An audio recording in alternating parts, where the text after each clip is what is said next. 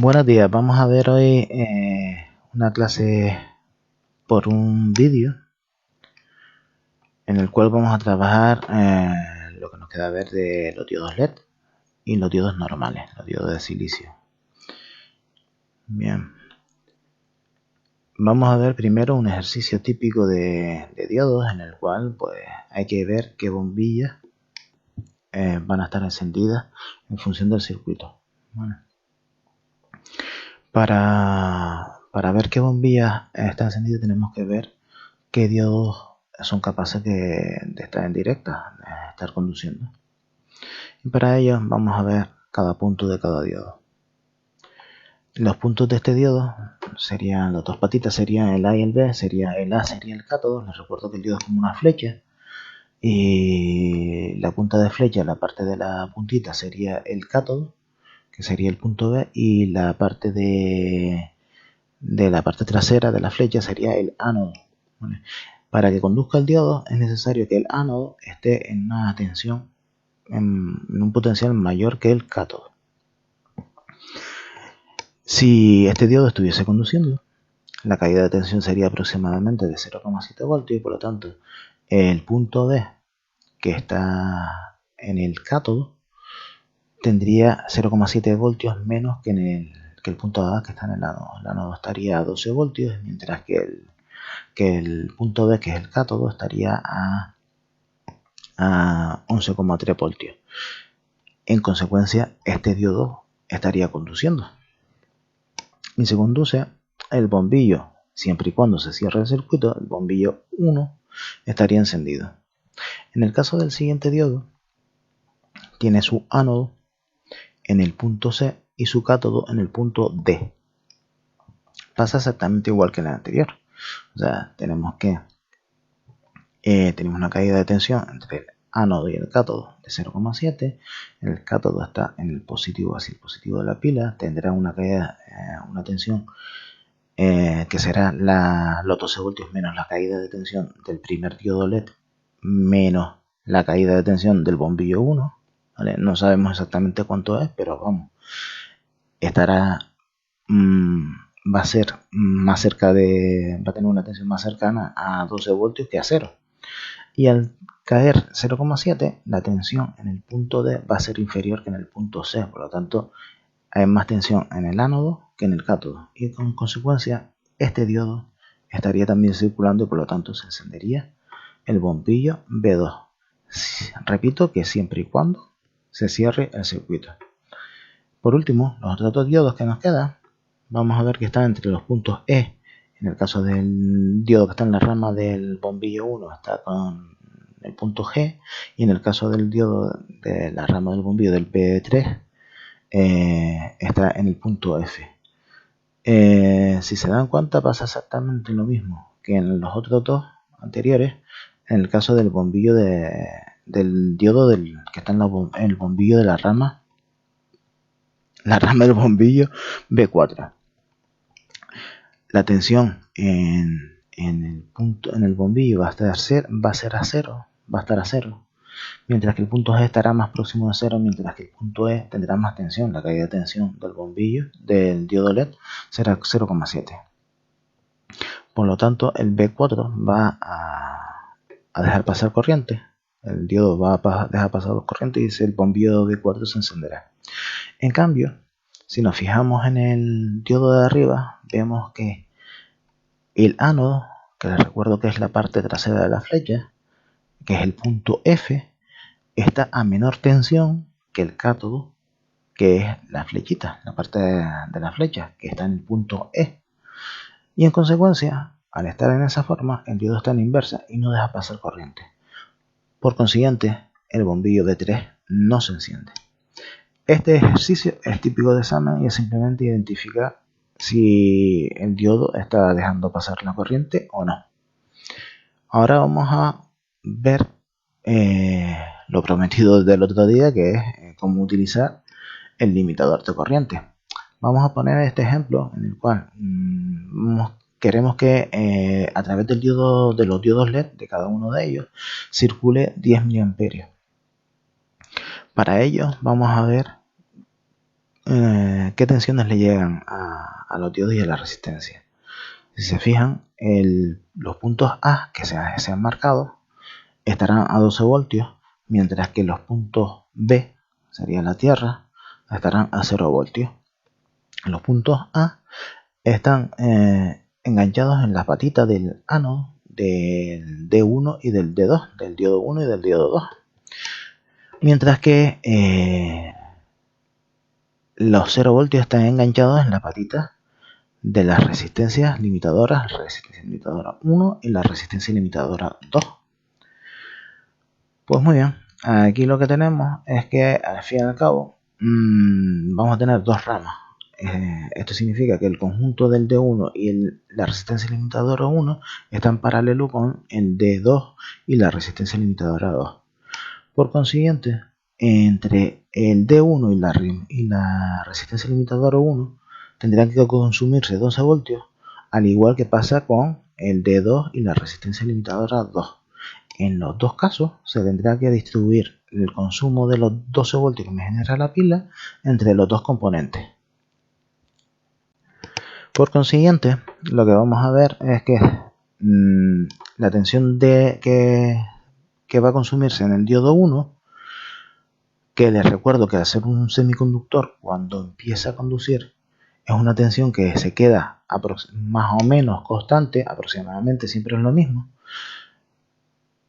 va a ser una dependiendo del diodo LED que utilicemos, del color de diodo LED que utilicemos, y la resistencia limitadora lo que va a hacer es consumir el resto de tensión que no consume el D1, o sea, el D1 consumirá una tensión de esos 12 voltios y el resto de los 12 voltios que queda por consumir lo consumirá en la resistencia limitadora 1. Por lo tanto, vamos a tener que entre el punto A y el punto C vamos a tener una tensión fija. Lo mismo pasa con la otra rama, con la rama del diodo 2. Vamos a tener una tensión fija entre el punto A y el punto D, de forma que el resto de la tensión que no consuma el diodo 2, lo va a consumir la resistencia limitadora 2. En este ejemplo, lo que he puesto es que el diodo LED 1 va a ser un diodo LED rojo y va a consumir 1,6 voltios, que es el consumo más o menos estándar de un diodo LED rojo. Mientras que el 2 va a ser un diodo LED verde y consume aproximadamente 2,4 voltios. Vamos a aplicar la fórmula que ya demostramos en clase, de dónde salía, pero aún así vamos a ver aquí, vamos a pensar un poquito aquí cómo funciona. Y era la fórmula es esta, la que hemos puesto en clase todos los días. Entonces vamos a identificar cada una de las partes para poder resolver el problema. En el primer caso vamos a ver solo el LED rojo, el D1. Para ello, como están en paralelo, me olvido por completo de la rama del D2. O sea, la rama del D2 va a consumir 12 voltios y ya la veremos después, mientras que esta rama, la del D1, que está compuesta por el D1 y su resistencia limitadora, va a consumir también esos 12 voltios de la pila, ¿vale? Y lo que tenemos que hacer es limitar la corriente a 10 mA, como dice el problema. ¿Vale? Entonces vamos a ver exactamente lo que dijimos antes. Vamos a ver que la tensión que va a tener que consumir la resistencia limitadora 1 tiene que ser la tensión de la pila, esos 12 voltios, menos la tensión consumida del diodo 1. Y eso me da que son 12 voltios menos los 0,6 voltios que caen en el diodo 1. Eso me daría que la resistencia limitadora 1 tiene que consumir los 10,4 voltios. ¿Vale?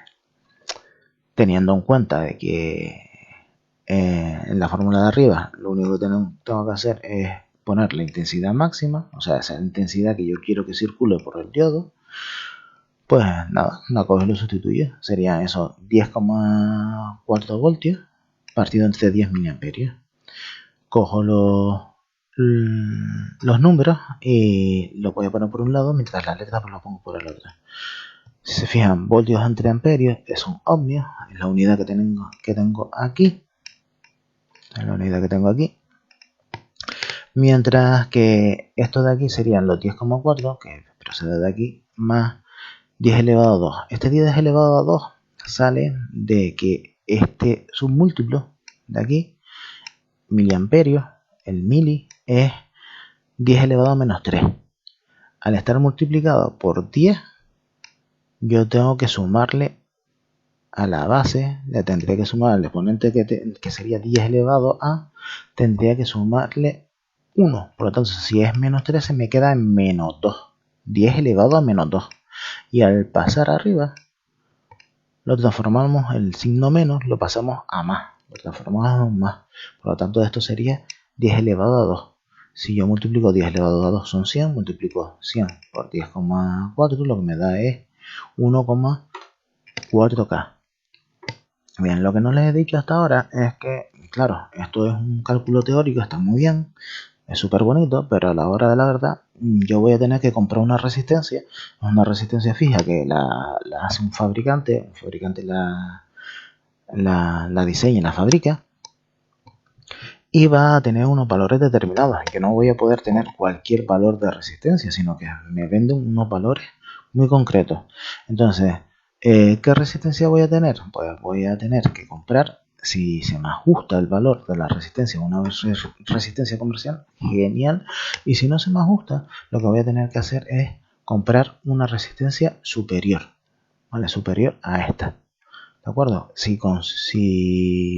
pongo una resistencia superior, estoy asegurando que la intensidad que circula por el circuito va a ser un poquito inferior a la que he calculado. Siempre es mejor que sea inferior a que sea superior, ¿vale? Entonces, para saber qué resistencia tengo que calcular, lo que voy a mirar es una tabla que se las he puesto en el EBAGD. Le he puesto un enlace en el apartado de electrónica con una tabla de resistencias comerciales, que sería esta, ¿vale? Si se fijan, yo tengo que aquí mi resistencia está un poquito por encima del K. Si estuviese en un K, pues compraría una directamente de un K, pero como está un poquito por encima, tengo que comprar una superior. O sea, tendría que irme a esta de aquí, que sería 1,2K, ¿vale?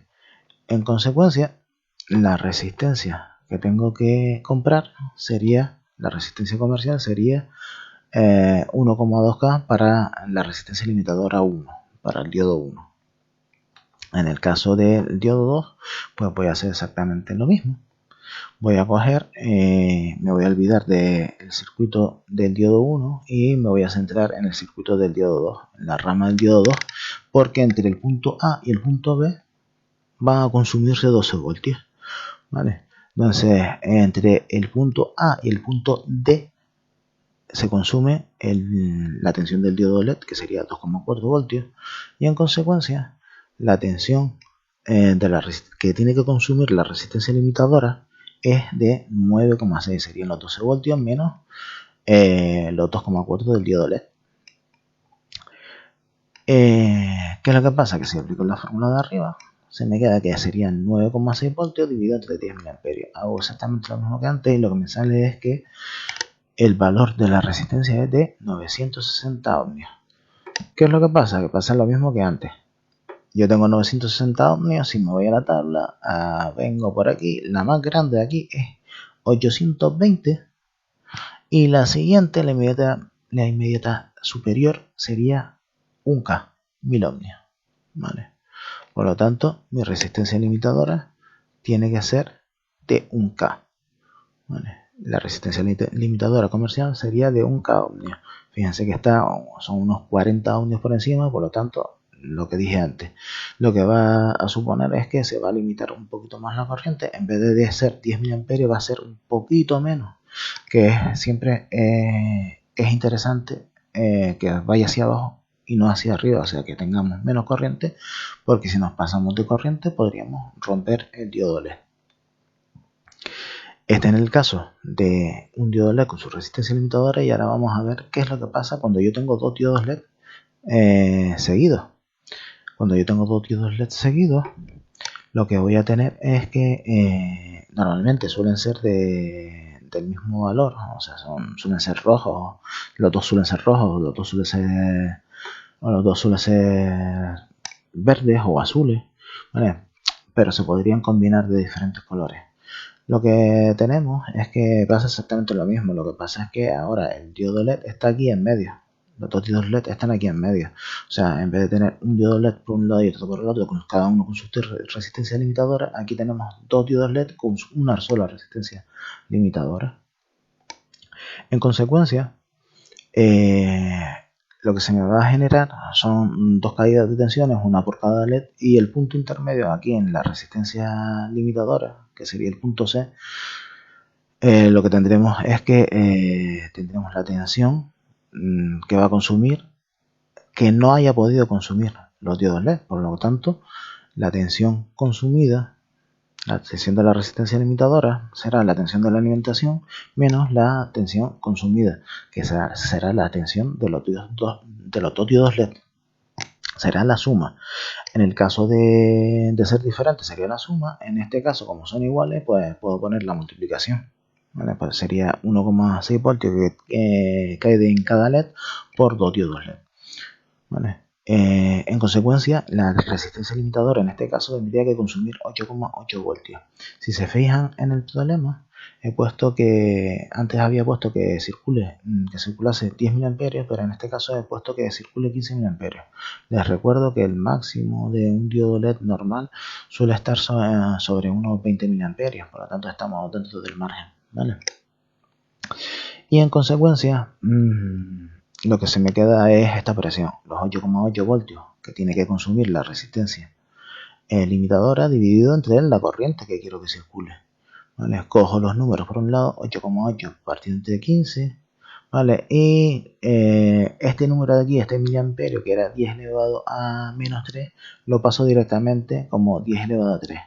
Voltio partido entre amperios es ohmio, y lo que se me queda haciendo el cálculo sería 586,66 ohmios. Si vemos la tabla de resistencia, 586 está por aquí, por encima de los 560, y está por debajo de 680, por lo tanto, si está aquí en medio, tengo que coger la inmediata superior, que sería 680. ¿Vale? En consecuencia, la resistencia limitadora comercial sería 680 ohmios. Bueno, ahora lo que queda es ver lo que hemos visto hoy. Hemos visto cómo identificar si un diodo de silicio conduce, un semiconductor se conduce, o sea, está en directa, deja pasar la corriente, o no conduce, no deja pasar la corriente y está en inversa. Es un ejercicio típico de examen, muy sencillito. Otro ejercicio que hemos hecho es calcular la resistencia limitadora para un diodo. La resistencia siempre está en serie con el diodo, y podríamos tener, hay que identificar si pues tenemos varios circuitos en paralelo, que no nos influye para nada. Simplemente calculamos cada rama, cada caída de tensión, lo que suministra la pila, tenemos que calcularlo en cada rama diferente. Y por último, vimos el cálculo de la resistencia limitadora para un conjunto de diodos LED que están en serie. Esa resistencia limitadora es la que se encarga de consumir esa tensión que no puede consumir esos diodos LED, porque cuando empiezan a funcionar, cuando se ponen en directa, consume una tensión que siempre es constante. Por lo tanto, el resto de la tensión la tiene que consumir esa resistencia limitadora. Podríamos tener dos diodos LED en serie, o podríamos tener 3, 4, también depende de la tensión de alimentación. Pues nada, ahora te toca realizar los ejercicios propuestos y enviarlos para poder corregirlos, y si tienes algún fallillo, pues que sepas cuál es. En el caso de que tengas cualquier duda, pues puedes mandar un mensaje a través del LevaGD o por email. Me puedes mandar un correo electrónico